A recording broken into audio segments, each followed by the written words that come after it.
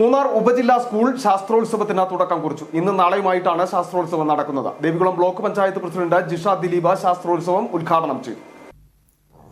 കൊച്ചു ശാസ്ത്രജ്ഞരുടെ സർഗാത്മക പ്രവർത്തനങ്ങൾ കാഴ്ചവെക്കുന്നതിനും മാറ്റൊരുക്കുന്നതിനും അവസരമൊരുക്കിയാണ് മൂന്നാർ ഉപജില്ലാ സ്കൂൾ ശാസ്ത്രോത്സവം പുരോഗമിക്കുന്നത്. മൂന്നാർ LFHSൽ ഇന്നും നാളെയുമായിട്ടാണ് ശാസ്ത്രോത്സവം നടക്കുന്നത്. ദേവികുളം ബ്ലോക്ക് പഞ്ചായത്ത് പ്രസിഡന്റ് ജിഷ ദിലീപ് ശാസ്ത്രോത്സവം ഉദ്ഘാടനം ചെയ്തു.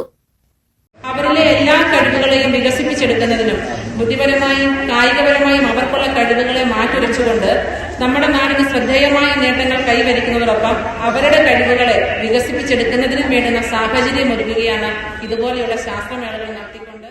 മൂന്നാർ ഉപജില്ലയിലെ 75ഓളം സ്കൂളുകളിൽ നിന്നുള്ള 1500ഓളം വിദ്യാർത്ഥിനികൾ തങ്ങളുടെ ശാസ്ത്ര സാമൂഹിക ഗണിത മികവുകളും കരവിരുതുകളും ശാസ്ത്രോത്സവത്തിൽ കാഴ്ചവെക്കും. മൂന്നാർ പഞ്ചായത്ത് പ്രസിഡന്റ് M മണിമൊഴി ഉദ്ഘാടന ചടങ്ങിൽ അധ്യക്ഷത വഹിച്ചു. ശാസ്ത്രോത്സവം നാളെ സമാപിക്കും. City vision, Munnar.